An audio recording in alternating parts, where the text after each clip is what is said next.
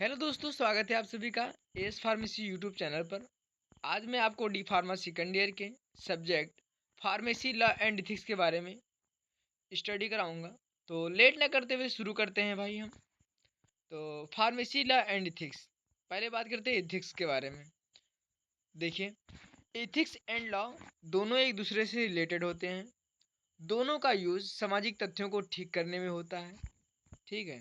Law का use law को तैयार करने में गवर्नमेंट की पावर्स का यूज़ किया जाता है, यानी कि लॉ को तैयार करने के लिए हमें गवर्नमेंट की पावर की ज़रूरत होती है। ठीक है। बट लेकिन इथिक्स में हम इथिक्स में अपने अंदर के मोरल का यूज़ किया जाता है, यानी कि जो इथिक्स होता है हम अपने अंदर के मोरल वैल्यू एंड नॉलेज के द्वारा ही इसको हम यूज़ करते हैं। ठीक है। इसमें गवर्नमेंट ये योगदान नहीं होता है। ठीक है। अब बात करते हैं इंट्रोडक्शन का। इंट्रोडक्शन क्या होता है देख लीजिए एक बार। इस सब्जेक्ट के अंदर यह बताया गया है कि मेडिसिन से रिलेटेड इंडिया में कौन कौन से कानून प्रेजेंट हैं, वह एक्ट कब कब एंड क्यों बनाई गई। यानी कि इस सब्जेक्ट के अंदर में हम ये पढ़ेंगे कि जो मेडिसिन से रिलेटेड इंडिया में ड्रग हैं, जो मेडिसिन से रिलेटेड इंडिया में कानून है, रूल्स एंड रेगुलेशन है, एक्ट हैं, वो कैसे बनाएंगे और क्यों बनाएंगे, उसका यूज़ क्या है, उसके बारे में स्टडी करेंगे। ठीक है। नेक्स्ट देखिए क्या है। इसकी study pharmacy law and ethics में की जाती है, यानी कि मेडिसिन से रिलेटेड जो रूल्स एंड रेगुलेशन और एक्ट बनाया गया है उसके बारे में जानकारी के लिए हमें फार्मेसी लॉ एंड एथिक्स के बारे में पढ़ना होगा। इसको हम जूरिस्प्रूडेंस भी कहते हैं। ठीक है। मेडिसिन से रिलेटेड एक्ट को फार्मास्यूटिकल लेजिस्लेशन कहा जाता है। ठीक है। यानी कि जो मेडिसिन से रिलेटेड एक्ट होते हैं उनको हम फार्मास्यूटिकल लेजिस्लेशन कहते हैं। ठीक है। इस रूल्स इसलिए बनाए गए ये रूल्स इसलिए बनाए गए ताकि पेशेंट को good quality and effective drugs प्राप्त हो सके। यानी कि रूल्स और रेगुलेशन इसलिए बनाए गए ताकि जो पेशेंट होता है उनको गुड क्वालिटी की मतलब मेडिसिन प्रोवाइड हो, तथा उसकी जो ड्रग हो या मेडिसिन हो उसका इफेक्ट भी बढ़िया हो, अच्छा होना चाहिए। ठीक है। अब बात करते हैं जनरल प्रिंसिपल ऑफ लॉ। अब इसके जनरल प्रिंसिपल देख लेते हैं भाई। तो ड्रग्स के रूल से रिलेटेड निम्न थ्योरी है। ठीक है। पहला है कानून। ठीक है। यानी कि जो कानून होना चाहिए वो सभी के लिए समान होना चाहिए, रूल्स सभी के लिए लागू होना चाहिए। ठीक है। और जो रूल्स का पावर होता है, पावर अलग अलग पर्सन के पास होनी चाहिए। एक अपराध करने पर पर्सन को 2 या 2 से अधिक बार सजा नहीं मिलेगी। ठीक है। सभी को न्याय मिलना चाहिए, यानी कि ऐसा नहीं होना चाहिए कि जो अगर इंसान के पास पैसा ज़्यादा है तो उसको उसको मतलब वो गलत भी किया है तभी भी उसको न्याय मिल जाए, ऐसा नहीं है। सभी को बराबर न्याय मिलना चाहिए। ठीक है। अब नेक्स्ट बात करते हैं। देखिए, तो दोस्तों बात करते हैं history and various act related to drugs and pharmacy profession. ठीक है। यानी कि हम उसकी हिस्ट्री बात करेंगे और उसके वेरियस एक्ट यानी कई एक्ट बताएंगे जो ड्रग्स एंड फार्मेसी प्रोफेशन से रिलेटेड हैं। ठीक है। तो इंडिया के अंदर ड्रग्स की मैन्युफैक्चरिंग 19वीं सेंचुरी के एंडिंग में स्टार्ट हो गई। यानी कि इंडिया के अंदर जो ड्रग की मैन्युफैक्चरिंग होती थी वो 19वीं सेंचुरी के लास्ट में स्टार्ट हो गई थी। ठीक है। इससे पहले क्या होता था, इससे पहले आयुर्वेदिक ड्रग का बहुत ज़्यादा यूज़ किया जाता था। ठीक है। फिर कुछ समय बीता, उसके बाद में फिर कुछ समय कुछ मैन्युफैक्चरिंग कंपनी ओपन हुई जिन्होंने ड्रग्स का मैन्युफैक्चरिंग का वर्क स्टार्ट कर दिया। यानी कि कुछ मैन्युफैक्चरिंग कंपनी आई जिन्होंने क्या किया, ड्रग का मैन्युफैक्चरिंग स्टार्ट कर दी। 1901 में आचार्य पीसी रॉय के द्वारा Bengal chemical and pharmaceutical industry start की गई थी। यानी कि 1901 में आचार्य पीसी रॉय के द्वारा बंगाल केमिकल फार्मास्यूटिकल इंडस्ट्री की स्टार्टिंग कर दी गई। ठीक है। अब बात करते हैं दूसरी। देखिए क्या है। दूसरी स्मॉल फैक्ट्री फॉरेल मुंबई में जो पड़ता है में 1903 में प्रोफेसर टी के गुज्जर के द्वारा ओपन की गई थी।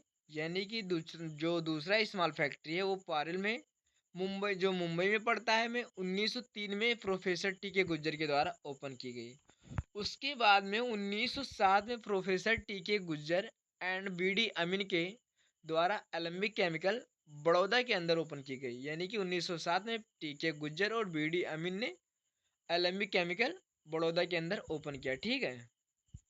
अब नेक्स्ट देखिए, इसमें है various acts related to drugs and pharmacy profession. ठीक है, यानी कि वेरियस मतलब बहुत ज़्यादा एक्ट, मतलब ऐसे एक्ट जो क्या है हमारे ड्रग एंड फार्मेसी से रिलेटेड है। ठीक है, 20वीं सेंचुरी की स्टार्टिंग में फार्मेसी से रिलेटेड कोई रूल एंड रेगुलेशन इंडिया के अंदर प्रेजेंट नहीं थे, यानी कि 20वीं सेंचुरी की स्टार्टिंग में फार्मेसी से रिलेटेड कोई भी रूल्स एंड रेगुलेशन इंडिया के अंदर प्रेजेंट नहीं थे।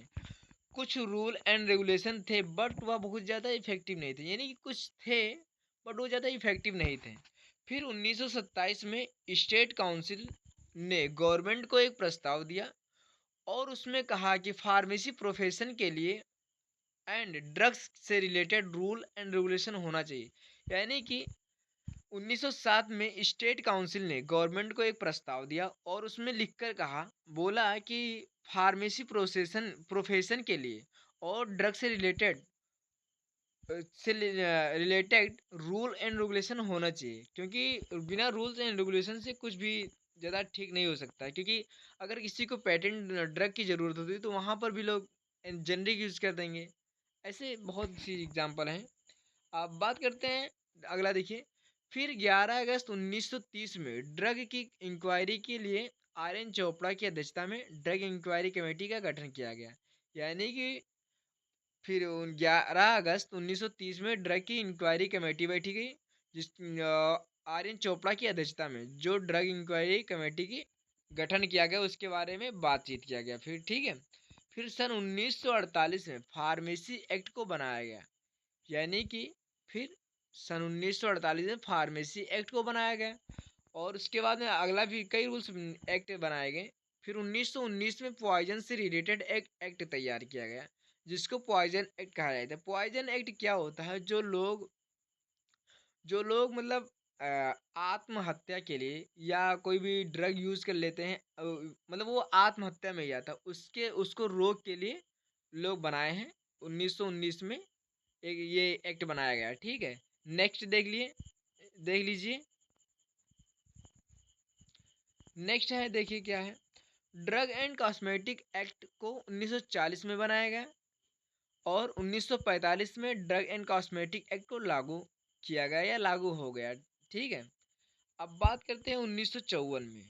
तो 1954 में drug and magic remedies act बनाया गया, यानी कि जो ये जादू टोना वाला सिस्टम होता है उसको बनाया गया। ठीक है, फिर 1960 में prevention of cruelty to animals act pass हुआ, यानी कि जो एनिमल्स को या एनिमल्स को जो मेडिसिन या इंजेक्शन देते थे तो उन इस मतलब इस एक्ट को बनाने का एक ही उद्देश्य है कि एनिमल्स को जो एनिमल्स हैं या बीमार हैं उनको कम दर्द देकर, यानी कि कम पेन के साथ उनका इलाज करना। ठीक है, और जो उनको मतलब इफेक्टिव मेडिसिन या इंजेक्शन देना। फिर उसके बाद में देखिए, narcotic drugs and psychotropic substance act 1985 में पास हुआ। यानी कि इस एक्ट को इसलिए बनाया गया है कि जो लोग आदतें हैं, जिसे कुछ ऐसी ड्रग होती हैं जो लोग मतलब डेली यूज करते हैं तो उसकी आदत बन जाए, एडिक्टेशन हो जाता है, इसके वजह से इस एक्ट को बनाया गया और लोगों को इसके प्रति जागरूक किया गया कि कुछ ऐसी ड्रग होती हैं जो आपके मतलब आदत तो लग ही जाएगी और आपको मतलब नुकसान भी करती हैं। ठीक है, तो दोस्तों आप लोगों को ये वीडियो अच्छा लगा हो तो ज़रूर हमारे चैनल को सब्सक्राइब करें, लाइक करें, कमेंट करें तथा शेयर करें। ओके, मिलते हैं नेक्स्ट वीडियो में।